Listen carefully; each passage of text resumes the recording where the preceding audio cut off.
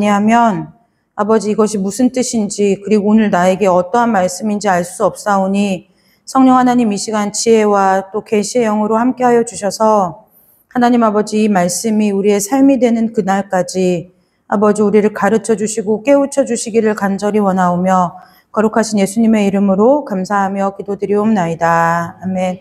오늘 에베소서 3장 1절에서 13절까지 말씀 함께 보도록 하겠습니다. 네, 에베소서 3장 1절에서 13절까지 말씀입니다. 에베소서 3장 1절에서 13절까지 말씀.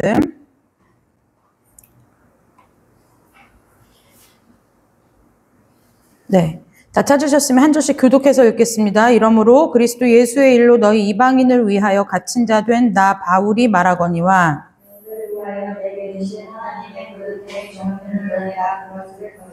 곧 계시로 내게 비밀을 알게 하신 것은 내가 먼저 간단히 기록함과 같으니 이제 그의 거룩한 사도들과 선지자들에게 성령으로 나타내신 것 같이 다른 세대에서는 사람의 아들들에게 알리지 아니하셨으니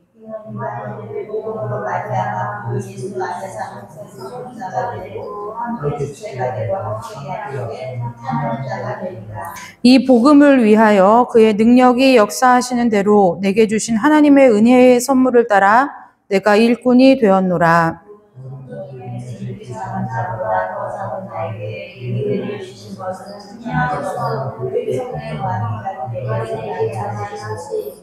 영원부터 만물을 창조하신 하나님 속에 감추어졌던 비밀의 경륜이 어떠한 것을 드러내게 하려 하심이라.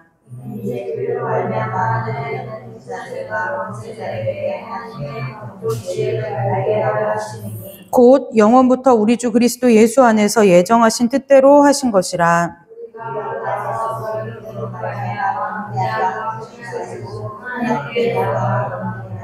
함께 읽겠습니다. 그러므로 너희에게 구하노니 너희를 위한 나의 여러 환난에 대하여 낙심하지 말라.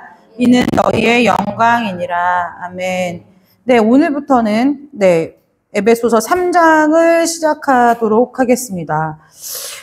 에베소서 3장에 있어서 우리가 함께 볼 것은요. 에베소서 1장에서의 큰 주제는 뭐냐면 바울이 그리스도 안에서 믿음으로 받게 된 신령한 복이 있다라고 하면서 그것을 너희들이 찬양해야 한다라고 편지를 썼고요. 2장에서는 무엇이냐면 2장은 어떤 내용이냐면 하나님의 백성으로 부르심을 받은 성도가 그리스도 안에서 어떻게 하나가 되고 교회로 세워지는지에 대해서 이제 보았고요. 이제 3장에서는 무엇이냐면 구원받을 때 따라오는 첫 번째 특권이 뭐냐 이거예요. 그 첫 번째 특권이 뭐냐면 천국의 상속자가 되고 그 다음에 에베소 3장 6절에 보니까 두 번째로 그리스도 예수 안에서 함께 상속자가 되고 함께 지체가 되고 함께 약속에 참여하는 자가 됨이라 라고 얘기했어요. 여기에서 이 함께라는 얘기는 무엇이냐면요. 함께 왜 그러냐면 이때는 이방인하고 유대인들이 볼 때 이방인들이 그리스도 예수를 믿게 되는 것이 여러 가지 말들이 많았을 때요. 되냐 안 되냐 이런 문제였던 거죠. 이런 문제였던 거예요. 요즘 시대로 말하면 이런 걸 것 같아요. 동성애자가 교회로 왔을 때 예를 들어 동성애자에게 뭐 구원이 있느냐 아니면 동성애자에게 있어서 뭐 하나님의 약속이 있느냐 뭐 이런 것에 대한 그 시대적인 상황에 따른 주제가 있었겠죠.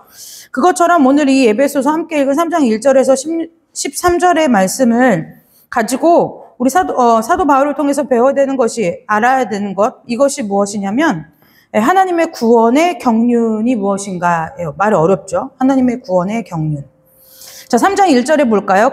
이러므로 그리스도 예수의 일로 너희 이방인을 위하여 갇힌 자 된 나 바울이 말하거니와 그래서 이방인을 위하여 갇혔대요. 사도 바울이 지금 감옥에 있죠. 감옥에 있는데 사도 바울이 감옥에 있어요. 감옥에 있는데 누구를 위해서 갇혔다고요? 이방인을 위해서 갇혔대요.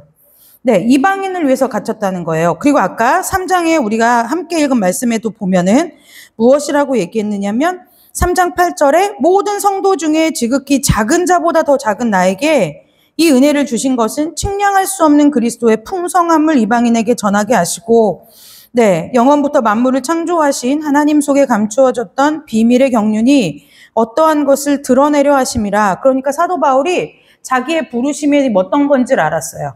네, 그래서 뭐라고 했느냐. 처음에 우리가 보면 유대인을 전도하려고 막 하지만 우리가 나중에 마게도냐 사람들이 이리로 오라고 손짓하고 이러한 여러 가지 일들을 통해서 바울이 무엇을 깨닫게 되느냐면, 나의 부르심은 내 민족, 유대 민족에게 있는 것이 아니라 이방인을 위한 사도로 하나님께서 나를 부르셨구나라는 그 확증을 얻게 되죠. 그래서 어쨌든 이 사도 바울에게 있어서 이방인을 위한 이 마음은 하나님이 부어주신 마음이라는 거예요. 네, 이방인을 위한 마음은 하나님이 부어주시는 마음이라는 거죠. 그러니까 우리가 선교사님들도 보면은 어떻게 피 한 방울 안 섞이고 모든 것이 다 다른 나라에 가서 그 사람들을 그렇게 사랑하면서 지낼 수 있지, 살 수가 있지? 이것이 우리에게는 놀라운 일이지만 그분들에게 물어보면 그것이 그렇게 특별한 일이 아니라는 거예요. 왜 그럴까요? 하나님께서 그 부르심에 합당한 마음을 그분들에게 부어주셨기 때문에 그렇겠죠. 이방인을 위해서 갇힌 자 된 바울. 그럼 여러분, 자, 이제 여기서 생각해 봐야 돼요. 사도 바울이 단순히 이방인에게 복음을 전했다고 해서 갇혔을까요? 무엇 때문에 갇혔을까요? 생각해 보신 적 있죠? 그죠? 복음 때문에 그랬어요. 그러니까 복음을 이방인에게 전한 거죠. 유대인에게 국한되어 있던 복음을 이방인에게 전했어요. 그런데 이방인에게 전했는데 전했다고 해서 갇혔을까요? 생각하기가 조금, 그쵸? 우리가 큰 틀에서는 그렇게 알고 있는데 그걸 조금 더 깊이 들어가 보면 무엇이냐면 이방인에게 전했던, 바울이 전했던 그리스도, 예수 그리스도에 관한 복음이 좀 유대인들에게 있어서는 불편한 사실이었던 거예요. 불편해요. 왜냐면 본인들이 죽였거든요. 그쵸? 예수님을 본인들이 죽인 거예요. 그런데 그 본인들이 죽였던 그 사람이 그 사람을 통해서 하나님의 구원이 이루어진다라고 얘기를 바울이 하고 다니니까 불편하죠. 그러면은 결국 어떻게 되느냐면 그 사람이 메시아인 것을 우리가 몰라봤다는 얘기야? 이게 불편한 거예요. 그게 우리가 그 기저에 깔려있는 어떠한 유대인들의 그리스도 예수를 전하던 바울을 옥에 갇히게 했던 그 이유 중에 하나가 뭐냐면 여전히 본인들의 껄끄러움이 있었던 거예요. 껄끄러움이 있었던 거죠. 그런데 분명히 에베소서 2장을 통해서 무엇하느냐? 유대인이나 이방인이냐, 우리가 어떠한 사회의 계층에 속해 있느냐, 어떠한 우리가 배경을 갖고 있느냐, 그거와 상관없이 뭐라고 하냐면 복음, 그리스도 예수 안에서 그리스도인이 되는 순간에 모든 사람이 차별 없이 그리스도인과 그리스도와 영적으로 연합한다. 그래서 함께 성전으로 지어져 간다라고 사도 바울이 선포했다는 거예요. 사도 바울이 선포했어요. 자, 우리가 예수님을 믿고 교회 생활을 하고 이것에 있어서 기초를 잘 다져야 돼요. 우리는 이미 교회가 이미 우리의 사회 안에 들어와 있는 시대의 예수를 믿었기 때문에 당연히 교회에 대해서는 사실은 별다른 생각을 안 해요. 별다른 생각을 잘 안 하고요. 그 다음에 또 한 가지는 무엇이냐면 교회가 시키는 대로 하면 된다라고 생각해요. 그래서 한국교회가 가장 놓치고 있는 것이 무엇이냐면 이 공동체로서의 교회는 교회의 역할을 감당할 수 있을지 모르나 나 개인이 한 사람이 그리스도의 성전이라는 사실에 대해서는 인식이 지극히 약하다는 거예요. 이게 지극히 약해요. 그렇기 때문에 우리가 성전 된다는 것이 무엇인지, 그리고 함께 교회를 이루어 나가는 것이 무엇인지에 대해서 우리가 잘 살펴볼 필요가 있어요. 3장 7절에 볼까요? 이 복음을 위하여 그의 능력이 역사하시는 대로 내게 주신 하나님의 은혜의 선물을 따라 내가 무엇이 되었다고요? 일꾼이 되었대요. 일꾼이 되었다는 거예요. 이때 여기서는 지금 일꾼이라고 했지만 사실 원어는 노예를 말해요. 노예라는 뜻이 있어요. 그런데 지금이야 노예라고 하면 어떻게 사람을 노예로 삼아라고 얘기하지만 이미 바울이 살고 있던 고대 사회에서는 노예 제도 그냥 일반적인 거예요. 보편적인 상황들이라는 거죠. 그러니까 원래 우리가 생각해 보면 요즘 제가 그 IMJ라는 단체에서 기도 편지가 오기 때문에 이제 기도를 하는데 그것이 뭐냐면 그게 무슨 단체냐면 아동을 노동을 착취하는, 성적으로 착취를 하든 정말 힘쓰는 육체 노동으로 착취를 하든 그 아이들을 구출해내는 단체를 그 기독교에서 세웠어요. 미국 단체인데 거기서 이제 한국의 지부를 이제 살면서 연간 꽤 많은 아이들을 그 성노예와 성착취와 육체적인 노동 착취로부터 이제 건져내서 그 아이들을 이제 교육을 시켜요. 복음을 전하고 교육을 시키는 이제 단체에 그 기도를 하는 팀이 있는데요. 우리가 요즘은 그 노예가 없을 거라고 생각하잖아요. 그런데 인신매매에 연루된, 그러니까 인신매매라는 거, 어른 할 거 없이 인신매매에 연루된 사람들이 전 세계 인구의 240만 명이에요. 그럼 적은 숫자가 아니에요. 그런데 그 240만 명 중에 80%는 뭘로 팔리냐면요. 성노예로 사고 팔리는 거예요. 성노예로 사고 팔리는 거예요. 희한하죠? 그러니까 이게 굉장히 노예라고 하는 것이 미국 사회, 미국의 남북전쟁 시대의 노예뿐만 아니라 이 노예라는 것을 사람이 우리가 생각해보면 이게 굉장히 끔찍한 일이라는 거예요. 그런데 왜 스스로 바울은 복음의 뭐라고요? 여기는 일꾼이라고 했지만 복음의 노예라고 얘기했냐, 이걸 우리가 한번 살펴볼 필요가 있다는 거죠. 복음에 사로잡힌 사도 바울은 원래는 그리스도인을 핍박하던 사람이었어요. 그런데 그 사도 바울이 그리스도인을 핍박하다가 예수 그리스도를 다메섹 도상에서 만나고 나서 회심을 하게 됐죠. 그리고 나서 복음에 사로잡힌 노예가 되었다는 거예요. 복음에 사로잡힌. 그래서 바울이 3장 8절에 이어서 뭐라고 얘기했냐면 나는 모든 성도 중에 지극히 작은 자보다 더 작은 자다라고 얘기하는 거죠. 이거는 막 우리나라에서 문화적으로 말하는 이 겸손함을 말하는 게 아니라 본인 스스로가 내가 예수를 믿기 전에 그리스도를 핍박하고 교회를 핍박하던 그 자기의 모습을 굉장히 처절할 만큼 자신의 본질이 어떠한지를 깨닫게 되었다는 거예요. 회심이라는 것은 어떻게 일어나느냐면 그리스도 안에서 내가 예전에 그리스도를 몰랐을 때 내가 얼마나 어떠한 사람이었는지를 깨닫는 것으로부터 회심이 시작된다는 거예요.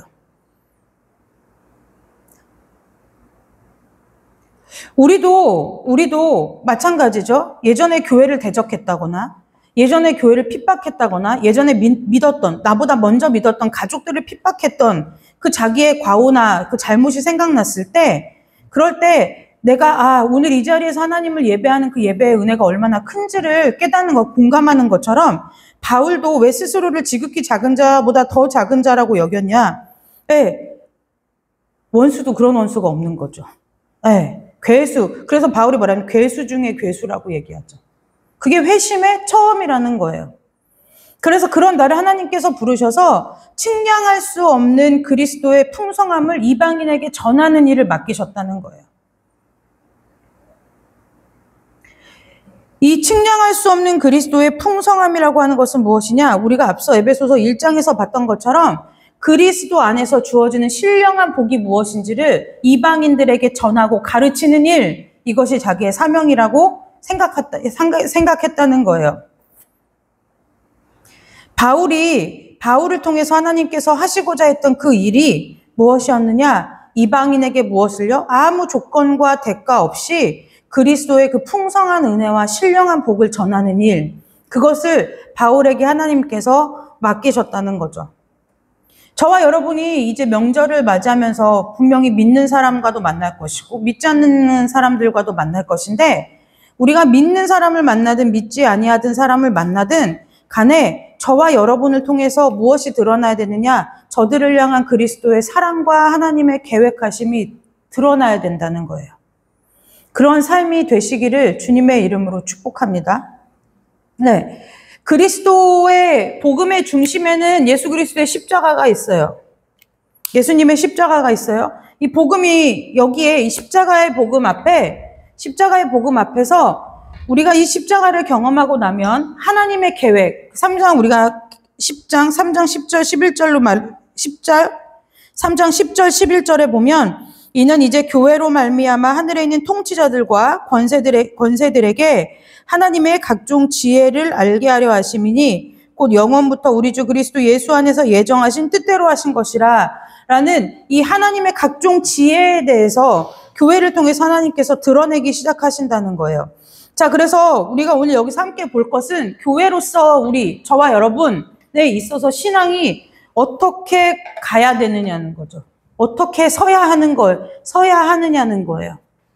자, 우리 청년들은 1대1 이제 양육할 때도 우리가 확실하게 배웠지만 그리스도인에게 있어서 구원의 전제 조건은 뭐냐면 십자가예요.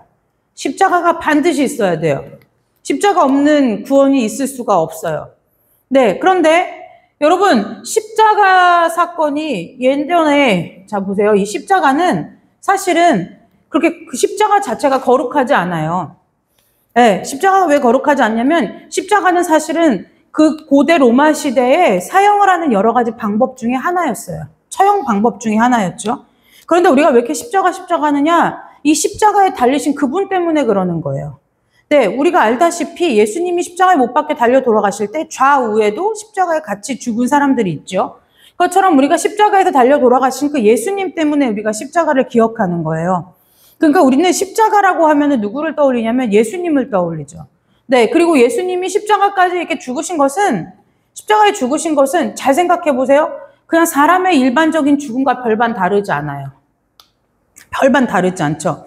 왜냐면 어떤 사람이든 다 한 번은 죽어요.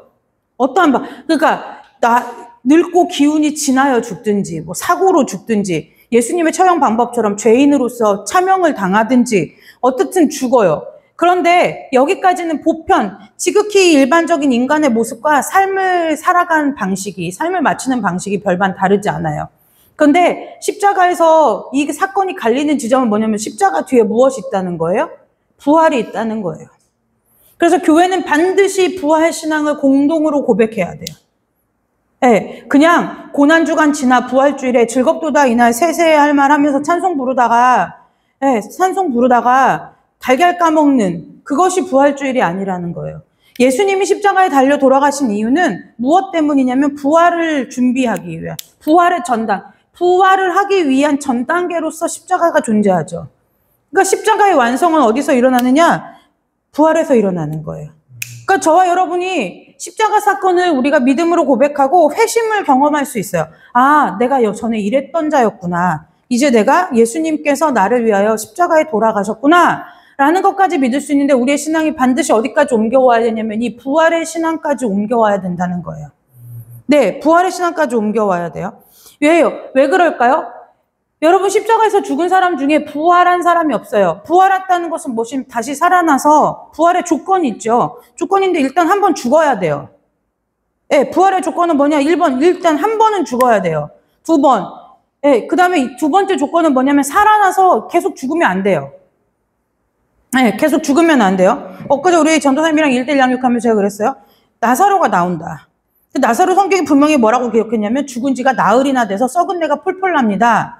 라고 얘기했는데 나사로한테 예수님이 나오라 그랬더니 나사로가 나왔어요. 근데 그 나사로도 죽었다 살아났죠. 그런데 왜 나사로에게는 부활했다고 얘기 안 하고 예수님한테만 부활했다고 하느냐? 차이는 어디냐? 나사로는 우리가 알지 못하지만 언젠가는 죽었을 거예요. 예수님은 그때 부활하신 이래로 죽으신 적이 없는 하나님이에요. 죽으신 적이 없어요. 우리는 부활에 대해서 너무 가볍게 생각하고 너무 의미 없이 지나가고 너무 생뚱맞은 거예요. 그러니까 우리에게 있어서 부활이 뭡니까? 라고 물어보면 오늘을 살아갈 나의 힘이 되는 것이 아니라 내가 죽으면 무덤에 묻혀 있다가 예수님이 언제쯤 부활하실 그날이 알 수 없으니까 그날 때쯤 되면 나도 같이 부활하겠지 뭐 이것인 거예요. 그건 믿음도 아니고 신앙도 아니죠. 추측일 뿐인 거예요. 추측일 뿐인 거예요. 왜? 라고 물어보면 이렇게 말하죠. 성경이 그랬으니까. 그 성경이 그랬으니까가 믿음의 고백이 되는 것이 아니라 성경은 그랬으니까 나도 잘 모르겠는데 그냥 성경이 그렇다고 하니까 그런 거겠지 뭐. 그럼 이게 또 무슨 말이랑 똑같냐면 내가 죽었는데 알게 뭐야. 이거랑 똑같은 거예요. 내가 죽었는데 알게 뭐야. 천국만 가면 되지. 이거랑 똑같은 거라는 거예요. 우리의 신앙이요. 그만큼 얕아요. 기독교라고 부르는 기독이라는 단어가 그리스도라는 것을 한자로 말할 때 기독이라고 말해요. 그래서 기독교라고 하고 우리나라에서는 그리스도교라고 하죠. 그런데 그 예수 그리스도를 주로 고백하는 우리 가운데 있는 그 믿음을 기둥을 세워주는 그 교리에서 보면 이 십자가 사건보다 더 크게 다루는 것이 부활이라는 거예요. 왜요? 부활 때문에 십자가가 존재하거든요.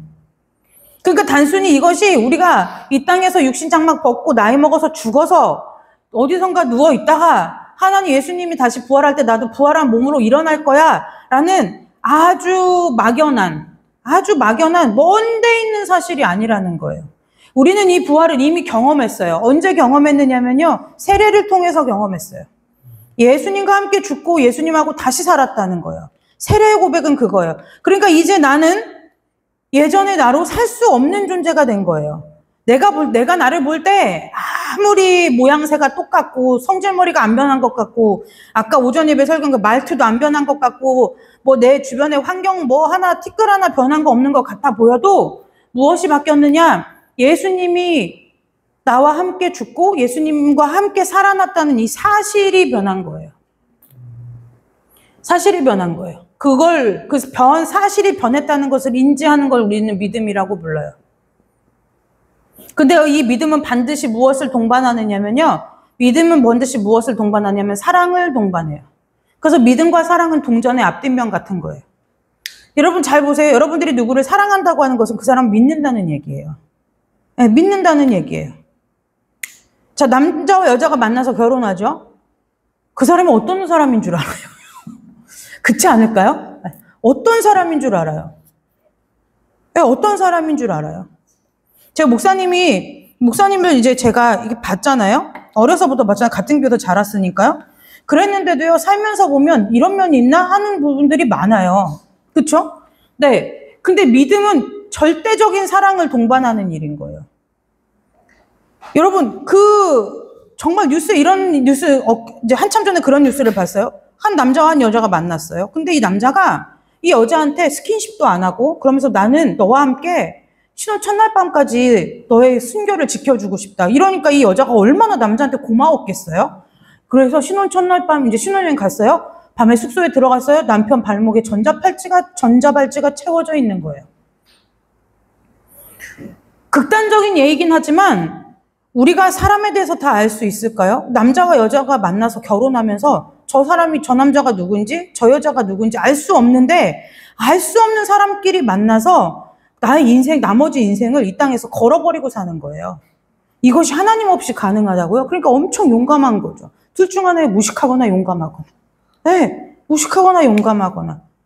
그런데 그것에 있어서 한 사람을 사랑하게 되니까 무엇이 먼저라 할 건 없지만 그 사람을 사랑하게 되거나 그 사람이 주변에서 믿을 만한 사람이라고 하면 사랑이 싹트거나 사랑을 하면 그 사람이 팥으로 매주를 쓴다고 해도 믿어지는 일이 인간들 사이에 벌어지는 거예요.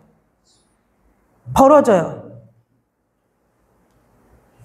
우리가 예수님께서 내가 예수님과 함께 죽었고 예수님과 함께 살았다라는 이 부활의 사실이 믿어질 때 나는 이제 어떻게 되냐면 돌아갈 자리가 없어져 버리는 거예요. 돌아갈 자리가 없어요. 우리는 믿음이라고 하면 돌아갈 자리가 어디 한 군데 마련되어 있다라고 생각하지만 믿음은 어떤 것이냐면요. 나에게 있어서 돌아갈 자리가 없는 게 믿음인 거예요. 돌아갈 자리가 없어요, 믿음은. 여러분, 내가 그 사람을 믿었어요. 그래서 그 사람과 결혼하기로 했어요. 그래서 결혼했어요. 그리고 나면 물을 수 있나요? 물을 수 없어요. 우리가 하나님을 믿는 그 믿음에 있어서 믿음은 무엇이냐면 하나님과 나 사이에서 되돌아갈 자리가 없는 거예요. 이제는 한번 하나님과 같이 살기로 약속한 이상 이 하나님과 같이 사는 삶을 얼마만큼 아름답고 풍성하고 윤택하게 가꾸어 갈 것이냐의 문제만 남아있지 이 삶에 있어서 내가 도저히 못 살겠다니까 뒤로 빼야 되겠다. 없던 시절로 돌아가야 되겠다. 발을 못 뺀다는 거예요. 그래서 믿음은 있잖아요. 여러분 선택의 문제가 아니라 절박함의 문제인 거예요. 절박한 일이에요. 뒤로 물릴 수가 없어요. 여러분 사람끼리 만나서 결혼했는데 살아봤는데 도저히 못 살겠어요. 그럼 어떻게 할 수 없죠. 막 그 사람이 상대방이 나를 매일같이 막 때리고 정신적으로 괴롭히고 그래서 내가 저 사람이랑 살다가는 목숨의 위협도 받겠고 정신적으로 내가 무너져 내리겠다면 결국 그 사람은 이혼이라는 걸 선택할 수 있잖아요. 그렇지만 하나님을 믿는 믿음 앞에서는 되돌아서 뒤로 물러갈 자리가 없어요. 절대적인 거라는 거예요. 사도 바울이 어떻게 이러한 삶을 살 수 있느냐? 사도 바울이 굉장히 이 에베소서가 어려운 말씀이에요. 쉽지 않아요. 하나님의 경륜이 어쩌고 섭리가 어떻고 막 이렇게 얘기를 해요. 그런데 결국 우리에게 무슨 얘기를 좀 하고 싶으냐면, 그래, 하나님이 그렇게 큰 복을 주시고 이렇게 하는 이유도 뭐냐? 너희들의 믿음이 물러설 자리가 없고 선택할 수 없기 때문에 무엇 해야 된다는 거예요? 그럴 거면 너희들이 하나님에 대해서, 그리스도의 복음에 대해서 바로 알아야 된다는 거예요. 네, 복음에 대해서 바로 알아야 된다는 거예요. 얼마나 그분이, 너희들을 향한 그분의 사랑이 지극한지, 네, 얼마나 그분의 은혜가 풍성한지, 그것을 알아야 우리가 그분과 함께 믿음의 길을 걸어갈 수 있다는 거예요. 네, 그래서 여러분들이 말씀을 펼치실 때마다, 말씀을 들으실 때마다, 읽으실 때마다 그 하나님의 풍성한 은혜 가운데 잠기는 은혜가 있으시기를 주님의 이름으로 축복합니다. 그래서 사도 바울의 삶이요, 왜 그렇게 많은 사람들이 사도 바울을 대단하다고 하냐면, 물러설 수 없는 삶이니까요. 네, 물러설 수 없는 삶이에요. 아까 아침에 잠깐 목사님이 저한테 이런 얘기 했어요. 그 있잖아. 왜요? 그랬더니, 이제 목사님이 저한테 그러는 거예요. 그 천국 있잖아, 천국 왜? 오케이, 천국. 네, 천국이 사모돼 그러더라고요. 제가 그랬어요. 그게 사모될 일인가? 저의 기준에 있어서, 제 신앙에 있어서 기준의 천국은 뭐냐면, 막 12 진주문이 막 으리으리하고 막 그 맑은 생명 막 이렇게 흐르고 계시록에 이렇게 나오잖아요. 근데 사실 저에게 있어서 천국은 그 필요 없어요. 왜냐면요, 그것이 필요가 없고, 누가 있느냐면, 저에게서 누가 저보고 천국이 뭐예요? 이렇게 물어보면 하나님하고 얼굴 마주보고 사는 거, 이게 천국인 거예요. 얼굴을 마주보고 사는 게 천국인 거예요. 그럼 제가 목사님한테 이렇게 얘기했어요. 이 땅에서 사는 것이 모든 사람들이 죽을 만큼 힘들다고 말하는데, 그 이름의 능력이 무엇인지, 예수라는 이름 그 두 글자 때문에도 내가 이 땅에서 살아가는데 살만하다고 느끼는데, 만약에 그 이름을 진짜 실제로 대면해서 살면 이건 그거보다 더할 나위 없는 축복이 없는 거예요. 12 진주문이 필요 없는 일이라고요. 네, 12 진주문이 필요 없어요. 그분만 계시면 된 거예요. 그분이 초막에 계시면 나도 초막에 가면 거기가 궁궐인 거고요. 그분이 어디에 가든 그분이 계셔야 있는 거라는 거예요. 저와 여러분의 삶에 있어서 이 믿음이라는 걸 잘 기억하셔야 돼요. 선택할 수 있는 문제가 아니라는 거예요. 뒤돌아갈 자리가 없어요. 어쩌든지 앞으로 나갈 수밖에 없는 거예요. 그럼 우리 믿음에 있어서 결단해야 돼요. 사도 바울처럼 결단해야 된다. 표대를 향하여 그리스도 예수 안에서 부름의 상을 위하여 달려간다고 하니까 뭔가 막 저기 어디 고지를 정복하는 듯이 그 얘기를 하는 것이 아니에요. 어디가 표대일까요? 내가 정말 주님을 얼굴 대 얼굴로 마주하고 영원히 살아갈 거기가 표대예요. 저 높은 곳을 향하여라는 찬송가가 있죠. 여러분, 저와 여러분의 믿음이요, 뒤돌아갈 자리가 없는 게 믿음인 거예요. 여러분들이 이 땅에서 살아가는 일생의 삶을 살 때 수많은 일들을 만나고요. 수많은 문제를 만나요. 그 문제 앞에서 내가 여러 가지 방법을 선택한다는 건 나의 믿음 없음을 드러내는 일이라는 거예요. 답이 어디에 있어요? 하나님 안에 있다는 거예요. 그러니까 예를 들어 아픈데 병원도 가지 말고 치료도 받지 말고 기도만 해라. 그 얘기를 하는 것이 아니라 병원도 가고 의사도 만나고 치료도 받고 약도 먹고 하지만 결국은 그 문제 해결의 주인은 하나님밖에 없다는 것을 신앙으로 믿음 안에서 고백할 수 있어야 된다는 거예요. 그리고 그 믿음을 가지고요, 교회 안에서 써먹는 것이 아니라 내가 세상에 나가서 그 믿음을 가지고 사용해야 된다는 거예요. 여러분, 선물이 왜 좋아요? 선물이 왜 좋을까요? 우리는 믿음을 은혜라고 하고 선물이라고 말해요. 근데 선물은 처음에 선물 받으면 좋죠. 그런데요, 여러분, 선물은 왜 좋냐면 아이들인 경우는 내가 원하는 것이 생기니까 좋지만 조금만 자라도 그 사람이 나를 생각했구나라는 이 마음 때문에 좋은 거예요. 네, 선물을 준 사람 때문에 그 선물이 좋은 거예요. 제가 이렇게 말씀드려볼게요. 여러분, 지나가는 사람이 누가 음식을 주면 요즘 쉽게 먹나요? 절대 못 먹죠. 그냥 버려요. 누가 줬는지 생각도 안 하고 버려요. 근데 엄마가 줬거나 아빠가 줬어요. 그러면 한 번 생전 처음 보는 음식이라도 뜯어서 혀라도 대볼 거라는 거예요. 그쵸? 네. 우리가 하나님께서 주신 믿음이 선물이라고 그래요. 선물이라고 해서 선물을 받았어요. 제가 선물을 받았어요. 선물을 받았는데 안 써요. 선물이네 하고 그냥 풀러볼 것도 없이 내용을 알아볼 것도 없이 그냥 어디 방 한 구석에 이렇게 넣어놔요. 그리고 까맣게 잊고 살아요. 그러고 나서 나중에 한참 뒤에 내가 이제 나이가 먹고 죽을 때가 다 되었구나. 이제 내 짐을 좀 정리해야 되겠다 해서 그때 선물을 풀어본들 그 선물이 유익할까요? 그렇지 않아요. 선물은 내가 받을 때 그때부터 필요한 것을 선물로 줘요. 제가 담유리한테 지금 집을 사주진 않겠죠. 근데 지금 담유리가 엄마 나 공룡 장난감 갖고 싶어. 그러면 사줄 거예요. 근데 그걸 담유리가 치워놨다가 공룡 선물인 줄 모르고 포장지도 안 뜯어보고 치워놨다가 한 30살 넘고 40살 넘고 50살 넘어서 그걸 풀어본다 한들 그게 무슨 소용이 있겠느냐는 거예요. 저와 여러분이 하나님께서 선물로 주신 믿음을 그렇게 쓰고 있지 않느냐는 거죠. 네. 너무 멀리 두고 그래 하나님의 섭리가 있을 거야. 하나님의 경륜이 있을 거야.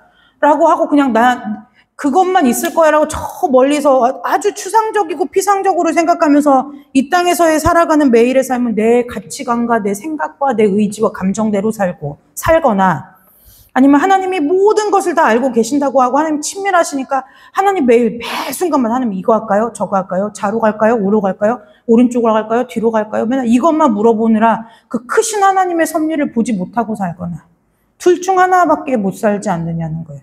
근데 여러분 하나님은 분명히 말씀 가운데 이 믿음이라는 거 기억하셔야 돼요. 저와 여러분이 받은 이 그리스도 복음, 예수 안에서의 복음으로 선물로 받은 이 믿음은요. 다인 거예요. 전부예요. 완성되어 있는 거라고요. 우리가 무엇인가를 더하거나 뺄 필요가 없는 일이라는 거예요. 그래서 우리가 이 믿음을 가지고 이 믿음 안에서 우리의 교회를 세워야 되는데요. 저와 여러분이 이 믿음 안에서 서야 되는데 이 믿음 안에서 선다는 것은 무슨 뜻이냐면 이런 거예요. 쉽게 설명해 드릴게요. 제가 하나님과 살아가는 삶에 있어서의 믿음은 어떻게 쓰이느냐면요. 이렇게 쓰여요. 하나님이 이미 모든 것을 나에게 다 허락하셨는데 말씀에 기록된 이 은혜를 내가 경험하지 못하는 것은 무엇이냐면 내가 그 은혜를 아직 발견하지 못한 거예요. 그러니까 믿음은 발명해내는 게 아니라고요. 사람의 머리로 쥐어짜서 뭔가 발명품을 만들듯이 만들어낼 수 있는 게 아니에요. 하나님이 이미 완성된 것을 나에게 주셨는데 그것에 있어서 내가 사용해 보지 않았기 때문에 그것에 있어서 그 기능을 누리지 못하는 것일 뿐이지 하나님이 모든 사람에게 주실 때 공통적으로 예수 그리스도라는 그분을 주실 때 그분의 전부를 주시지 그분의 일부를 각각에게 주셔서 나눠서 모아야 하나 되게 이렇게가 아니라는 거예요. 너도 완전하게 하나, 나도 완전하게 하나, 너희들도 완전하게 하나 다 완전하게 하나씩 주신 것을 가지고 그거 하면서 이 땅에서 나이가 믿음을 가지고 삶을 살아가면서 뭐 하느냐 그 안에 감추어져 있는 모든 기능을 내가 찾아서 써먹으면서 살아가는 거예요. 이게 믿음이에요. 그 믿음이 그것을 써먹으라고 사용 설명서처럼 우리에게 주신 것이 하나님의 말씀이라는 거예요. 네가 이 땅을 살아갈 때 너의 힘으로 절대 살아갈 수가 없어. 살아봐라. 그게 그렇게 되는지. 그래서 내가 무엇 했느냐면 예수라는 완전한 복음을 너희에게 줬어. 그 예수가 어떠한 예수냐면 하고 구약부터 신약까지 써놓은 거예요. 근데 이 예수는 내가 가르쳐주지 않으면 너희들이 몰라. 그러니까 내가 누구를 보낼게? 내 성령, 내 또 다른 하나님, 하나님의 또 다른 하나님, 삼위이신 성령을 내가 너희들에게 각 사람에게 보내줄게.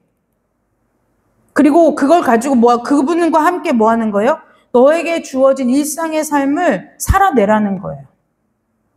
네, 살아내라는 거예요. 여러분, 우리가 하루 살아가는 게 기적이에요. 네, 여러분 하루 살아가는 게 기적이에요. 제가 자기 전에 저희 아이들한테 해주는 말이 있어요. 그래, 오늘도 너희 덕분에, 누구 덕분에? 소리 담비 덕분에 오늘도 엄마 아빠 행복했어. 고마워. 얘기하고 자요. 왜요? 존재해주지 않았으면 그 아이들이 주는 기쁨은 알래야 알 수가 없는 거예요. 마찬가지예요. 그리스도 예수 안에서 우리의 삶이 우리는 이미 그것을 경험했어요. 언제 경험했을까요? 예수를 믿기 전에 이미 경험한 거예요. 예수를 믿기 전과 예수를 믿은 후에 지금의 내 삶의 모습이 별반 다르지 않아요. 그러면 아직도 내 안에 그리스도 예수라는 복음이 완전히 자리 잡힌 게 아닐 수도 있다는 것을 기억해야 된다는 거예요. 여러분, 저와 여러분에게 주신 것은 하나님은 동일하신 하나님이에요. 그러니까 저와 여러분이 각자 뭐 예를 들어 현진이는 팔, 저는 다리, 우리 권사님들은 머리, 뭐 몸, 그다음에 전도사님은 몸통 이렇게 해가지고 다 모아서 합쳐야 완전체가 되는 것이 아니라 다 완전하신 은혜와 완전한 믿음을 선물로 주셨다는 거예요.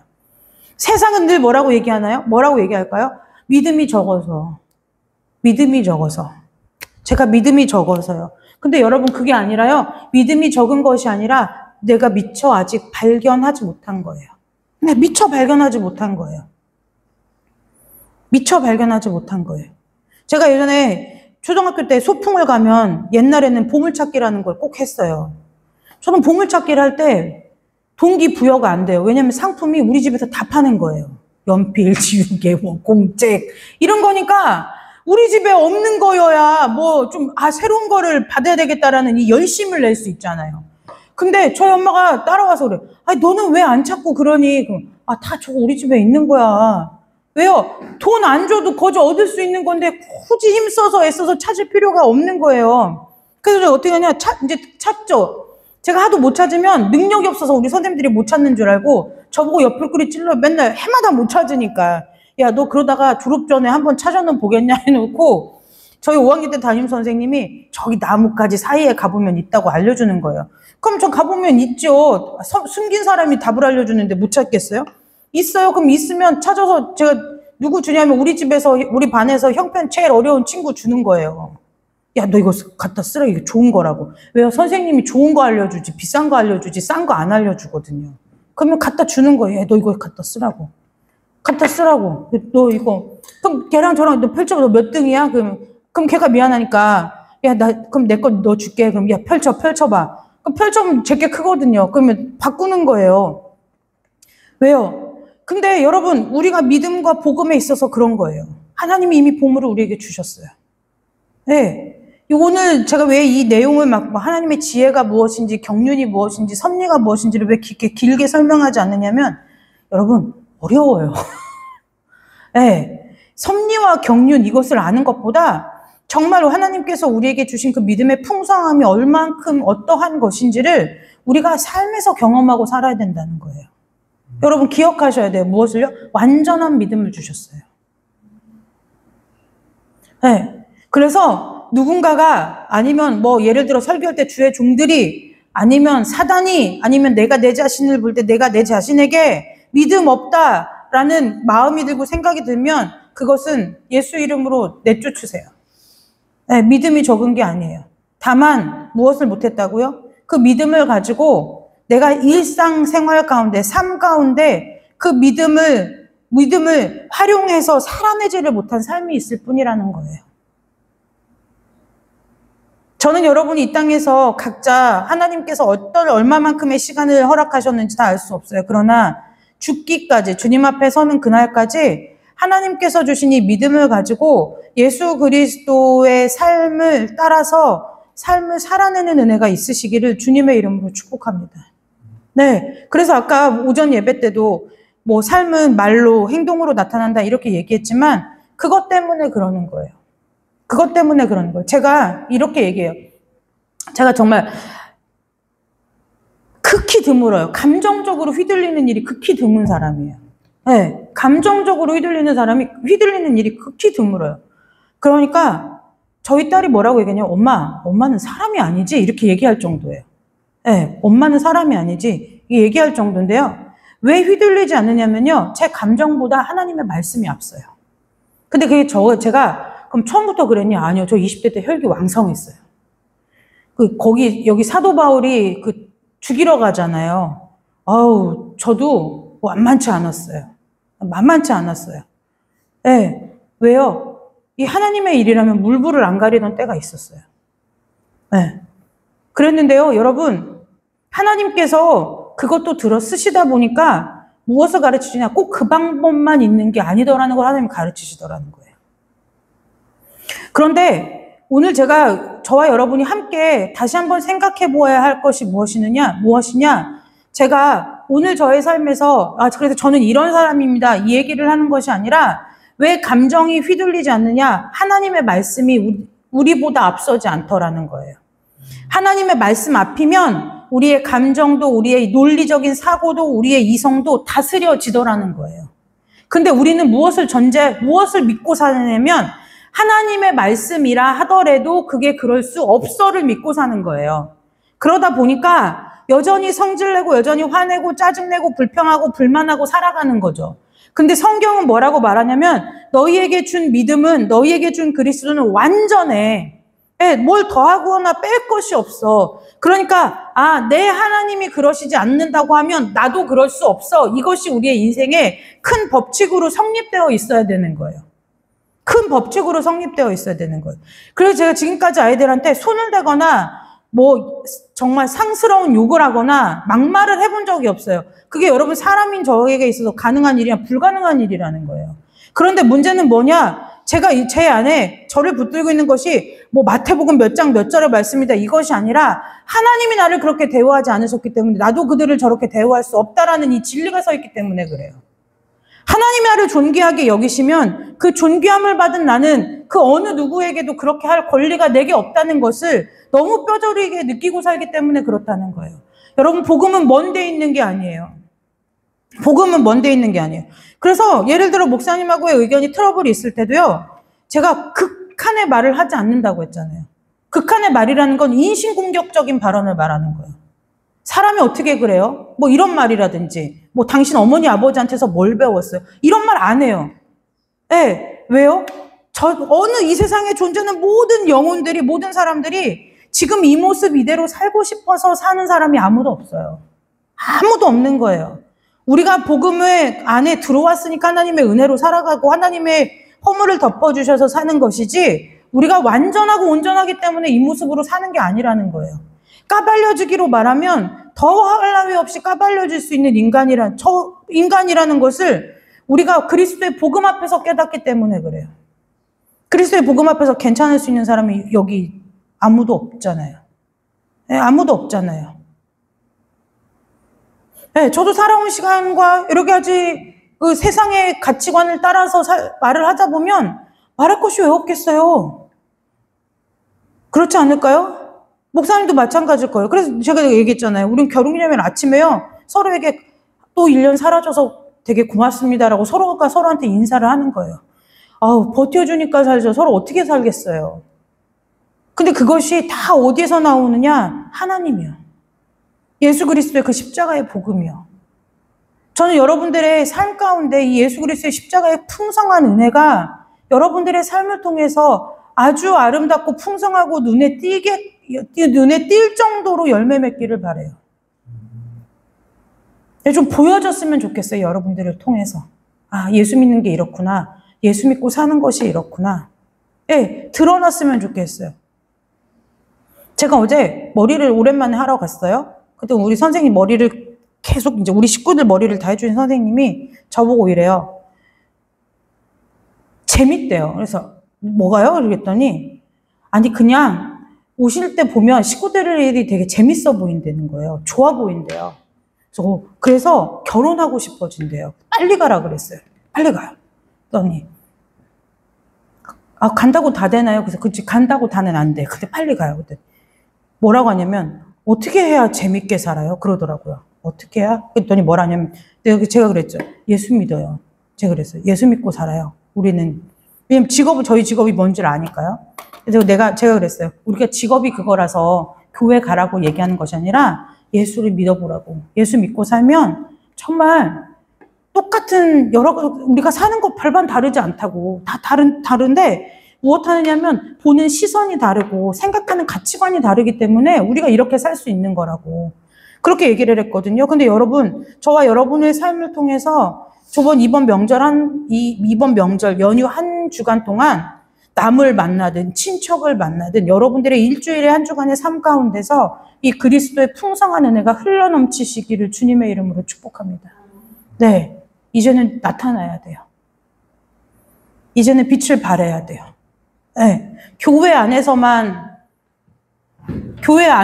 능력 있는 신앙은 능력이 아니에요. 밖에 나가서 힘을 못 쓰니까 교회 안에 와서 교회 안으로 들어와서 힘을 과하게 써버리는 거예요. 교회에서 힘을 얻어서 세상 가운데 나가서 쏟아붓고 와야 돼요. 네, 쏟아 붓고 오고 다시 교회 와서 재충전하고 쏟아 부어주고 여러분들을 통해서 세상 가운데 쏟아 부어지는 하나님의 은혜가 있어야 돼요. 내 가정 가운데, 내 직장 가운데, 네, 내가 만나는 누군가의 가운데 그 삶이 일어나시기를 주님의 이름으로 축복합니다.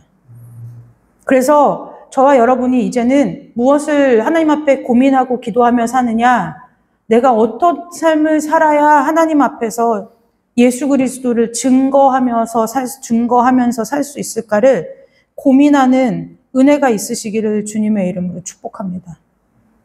누구 하나는, 그래서 제가 여러분들을 위해서 늘 기도하는 것 중에 하나가 무엇이냐면, 우리 성도들이 이 땅에서 사는 동안에, 그래, 나를 통해서 누구라도 하나는 변화받고 예수 믿게 되겠지.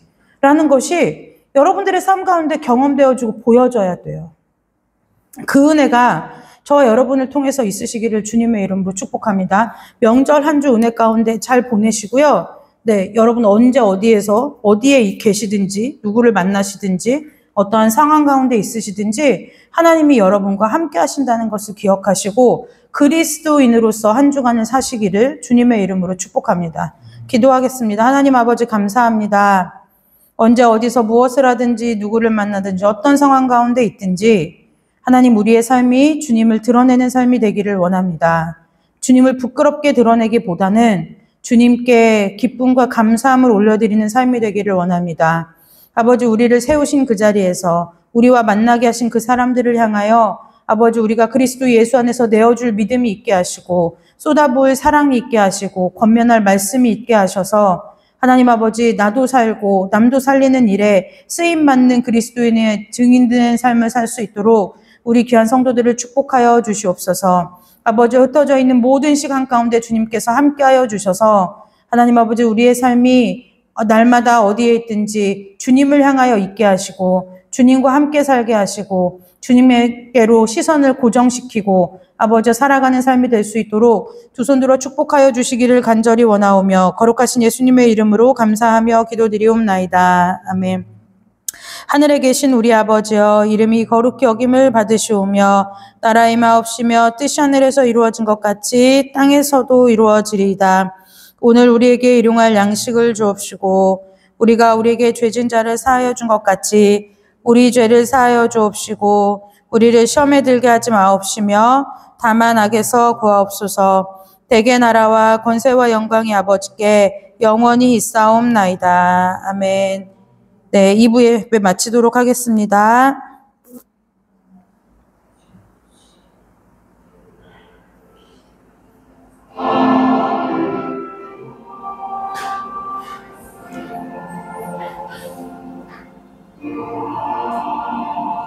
연휴 기간에 잠깐 월요일날 1대1 하면 되고 한나는 목요일날 오지?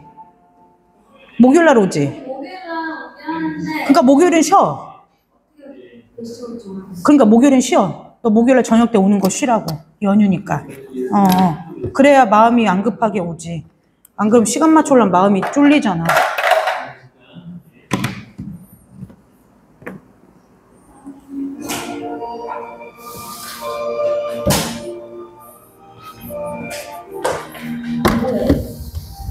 아이고.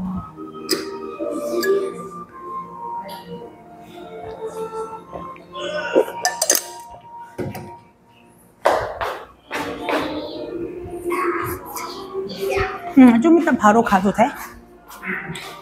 옷 그냥 이렇게 입고 가도 될 것 같아.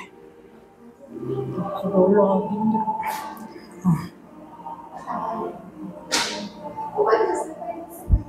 권사님 몇 시 차시죠? 나가면 되죠. 2시 5분 나가시죠, 맞죠? 맞았다.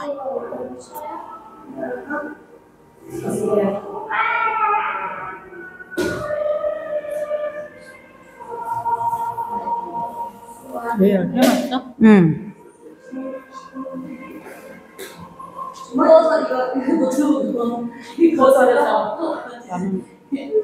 나중에 할 줄 알았지. 근데 연휴 때 그냥 하는 게 나을 것 같아. 그러잖아. 그러자 말 안 들어. 말 안 들어. 머리가 길어가지고 이제 다 끊어져서 까맣기가 없어서 말을 안 듣는다. 안 듣는다고. 조금 있어야지. 예, 까맣기가 있어야 없지. 그래서 오늘 비도 안 오고 그래서 밭에 가려고 그래. 밭에 당분간 못 가.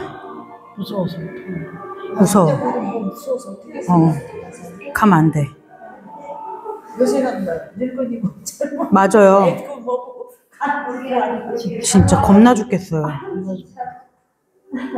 뭐 그런 세상이야 진짜. 그 아저씨는 언제 고맙게는 거야.